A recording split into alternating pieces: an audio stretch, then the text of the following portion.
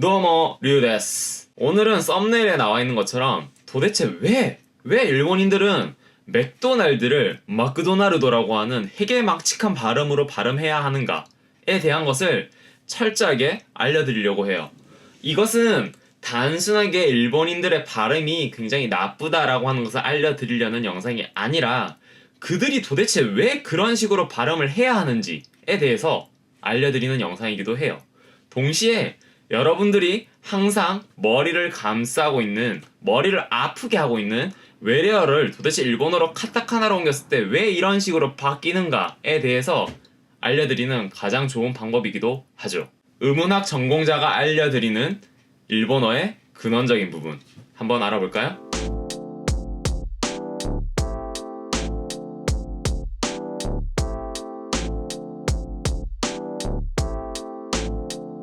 자, 여러분들이 생각하셔야 될 것은 언어마다 하나의 발음으로 뽑아낼 수 있는 자음과 모음의 가지수와 구성이 굉장히 다르다는 것이에요. 언어마다 허용 가능한 타입의 가지수는 굉장히 다르지만은 기본적인 구조는 똑같습니다. 바로 모음을 기준으로 해서 얼마만큼의 자음을 앞, 뒤로 허용할 것인가. 그것이 바로 하나의 발음 내에 존재하는 기본적인 구조물이 될 건데요.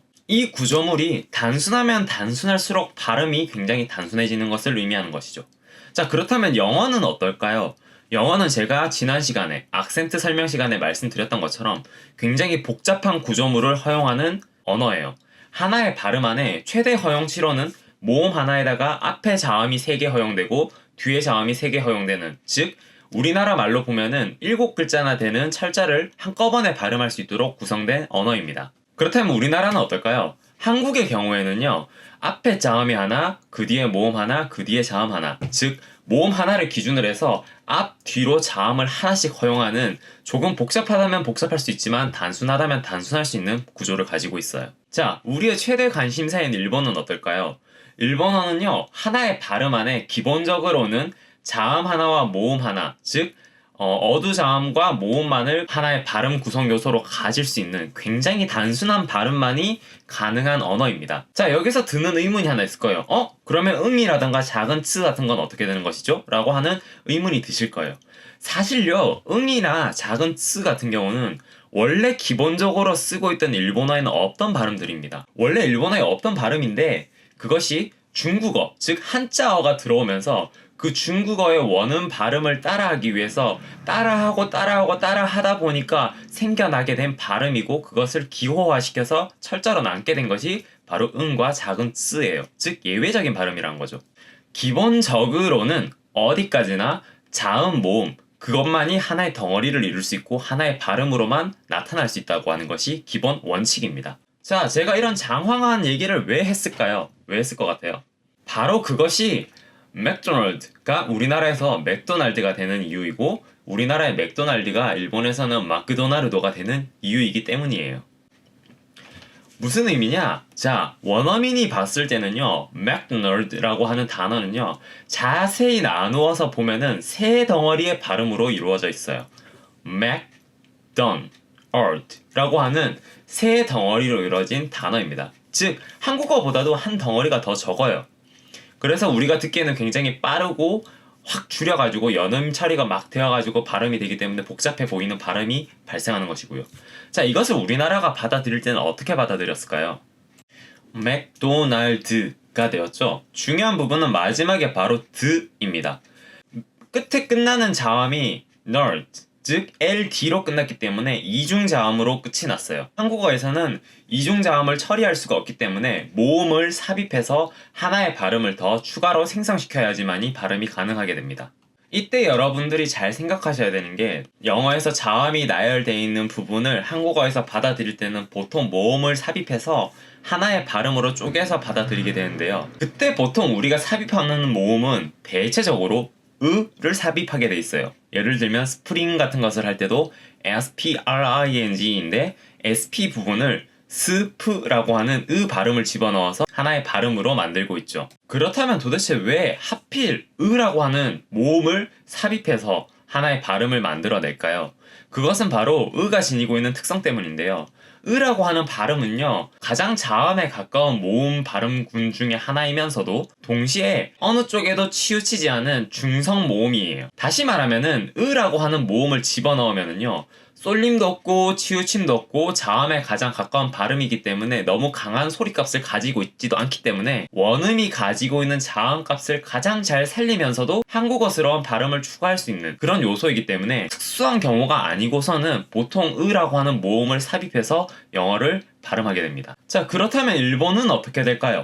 일본은 제가 아까 전에도 말씀드렸다시피 자음 하나와 모음 하나만을 허용하는 것을 기본 원칙으로 삼고 있는 언어이기 때문에 마찬가지로 자음에다가 모음을 하나 삽입해서 하나의 발음으로 만들어서 처리를 하고 있는데요. 문제는 이때 발생합니다. 한국어보다 조금 더 복잡한 과정을 가지고 있어요. 자, 기본적인 대원칙을 말씀드릴게요. 기본적인 대원칙은 한국어와 비슷하게 우를 집어넣습니다. 왜 우이냐? 한국어의 의에 가장 가까운 발음이 우죠. 일본어로 따지면은. 그래서 집어넣는다고 생각하시면 돼요. 우의 음가는요, 한국어의 의와 가장 가까운 위치에 있습니다. 다시 말하면은 일본어가 가지고 있는 모음 중에서는 가장 원음을 살리면서 일본어스럽게 발음이 가능하게 하고 또 어디에도 치우침 없이 자음을 잘 살릴 수 있는 발음이기 때문에 바로 우를 삽입한다는 거예요. 자, 다시 말하면 외국어로 발음이 되어 있는 것을 한번 발음해보고 한국어의 받침으로 발음되는 부분을 자음으로 빼서 거기에다가 우를 집어넣으면 기본적인 일본어의 외래어 발음이 되는 것이죠. 그렇다면 이 방식을 통해서 발음을 처리하면은 마크도나르까지는 발음 처리가 완벽하게 되죠. 문제는 맨 끝에 있는 도예요. 자, 여러분, 이 문제는 50음도를 생각하시면 바로 답이 나옵니다. 여러분, 자음이 T거나 D인 경우, 즉 타교거나 다교인 경우를 잘 생각을 해보세요. 이 경우에 기본적으로 우음, 이음인 경우에는 자음이 바뀌어서 발음이 되고 있죠. 바로 지 혹은 치 혹은 스 혹은 즈라고 하는 발음으로 바뀌어서 발음이 되고 있습니다. 이거는 정확하게 따지면은 T음가거나 D음가가 아니기 때문에 우를 집어넣는 이유가 원래 원어가 가지고 있던 자음의 음가를 최대한 살리기 위해서 집어넣는 건데, 반대로 이 경우에는 우음가를 집어넣으면은 자음이 바뀌어 버려요. 그렇기 때문에 어쩔 수 없이 남아있는 음가 중에서 가장 자음에 가까운 오를 집어넣어서 발음하게 되는 것입니다. 자, 여기서 우리가 알 수 있는 것, 바로 영어에서 T 아니면은 D로 발음되는 자음이 있는데 이 자음이 모음과 연결되어 있지 않은 경우에는 일본어에 넘어가면서 O가 붙어가지고 발음이 바뀐다. 즉 외래어 표기를 할 때는 T와 D의 경우에는 O가 붙어서 외래어 표기가 된다 라고 하는 것을 알 수 있습니다. 예를 들어 볼까요? dream, 한국어로 하면은 드림이 되죠. 이거를 일본어로 하면 어떻게 됩니까? 도리무가 됩니다. 도리무. 맨 끝에 M자는 우를 집어넣어서 표기를 했죠. 그런데 가장 처음에 D자 같은 경우에는 O를 집어넣어서 도로 표기를 하고 있어요. 이것만 알면 완벽한가요? 아니요, 완벽하지 않습니다. 한 가지 더 놓치고 계신 부분이 있어요. 바로 아까 우리가 타교랑 나교를 했을 때 이 음가의 경우에 어떤 식으로 자음이 바뀌었죠? 예, 치 혹은 지라고 하는 발음이 바뀌었습니다. 다시 반대로 말하면은 영어에서 자음이 치 혹은 지일 경우에는 일본어의 모음을 우를 삽입하는 것이 아니라 일본어 50음도에 존재하는 이 모음을 삽입한다는 것이에요. 자, 예를 들면 어떤 것이 있을까요? pitch, 복숭아라 의미하는 피치, 한국어로 따지면 피치죠. 이 경우에는 바로 이 경우에는 치의 자음이기 때문에 pitch로 된다는 것입니다. 자, 여러분들이 한 가지 더 생각하셔야 될 게 있어요. 한 가지 더. 바로 모음이 연속하는 경우의 처리 방식입니다. 한국어는요, 하나의 발음이 한 글자로 딱 발음이 탁탁탁탁 되는 언어이기 때문에 예를 들어서 모음이 두 개가 연속된다고 한들 그것을 하나의 모음으로만 처리해 버리거나 혹은 발음이 가능한 모음일 경우에는 그냥 끊어서 하나씩 처리를 해버려요. 예를 들어서 게임을 생각해보죠. 게임은요, 게이라고 하는 모음이 딱 붙어서 발음이 되는 발음이에요, 사실은. 근데 한국어에서는 게임이라는 식으로 딱딱 끊어가지고 발음을 해버리기 때문에 이것이 그냥 그대로 받침으로 M자가 넘어가면서 두 음절로 끝내버립니다. 근데 이것이 일본어로 넘어가면은요, 얘기가 조금 달라져요. 자, 일본어의 경우에는요, 바로 같은 모음이 두 개 연속해서 붙어 있거나 아, 이, 우, 에라는 식으로 같은 모음이 두 개 연속해서 나오거나 혹은 A와 O의 경우에는요, 장음으로 표기가 됩니다. 장음으로 발음하게끔 법칙이 성립이 되어 있어요. 게임을 생각해 볼까요? 게임이라고 하는 단어를요, 한국어로 표기를 하면은 게임이에요. 근데 일본어로 표기를 하면은 게임가 되죠. 자, 이게 왜 이런 식으로 처리가 되느냐?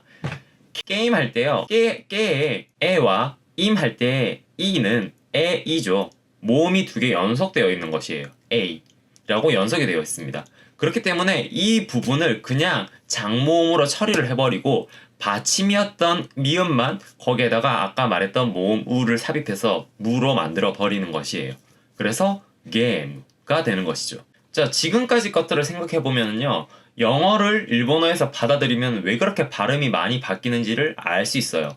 첫 번째, 영어의 철자를 따오는 것이 아니라 영어의 발음을 일본어로 따오는 것이라고 하는 것이 첫 번째 관건이고요. 두 번째 관건은 이 발음들을 따올 때 일본어가 가지고 있는 한 발음에 가능한 자음과 모음의 가지수가 한 가지씩밖에 안 되는 한계점이 존재하기 때문에 이 영어의 원래 발음을 자음, 모음이라는 단위로 쪼갰을 때 자음만 따로 남게 되는 경우가 문제가 된다고 하는 것입니다.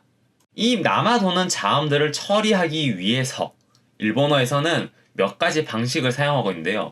가장 기본 대전제로서 사용하고 있는 방식은 바로 가장 원음의 자음을 남기면서 일본어스러운 모음을 첨가시켜가지고 일본어스럽게 발음시킬 수 있는 우를 삽입하는 것입니다. 하지만 50음도가 가지고 있는 한계점으로 인해서 자음이 TD인 경우에는 부득이하게 O음가를 삽입하고 치 혹은 지일 경우에도 부득이하게 이음가를 삽입하여 자음, 모음의 구조를 형성하도록 외래어를 받아들이고 있습니다. 또 자음만이 문제가 아니라 모음이 연속해서 나왔을 경우에 혹은 영어에서의 모음의 발음이 긴장 모음이라고 해서 이렇게 좀 길게 발음되는 모음으로서 발음이 될 경우에는 그것들을 장음으로서 받아들이고 있다고 하는 것이 한국어와는 다르다는 점입니다. 자, 여기까지가 기본적인 대전제인데 예외적으로 조금 특이한 경우들이 몇 가지가 존재해요. 다음이 K인 경우에 우가 아니라 이가 삽입되는 몇몇 예외적인 경우들이 존재하긴 합니다. 이러한 것들은 도입 시기가 굉장히 옛날인 경우가 많아요.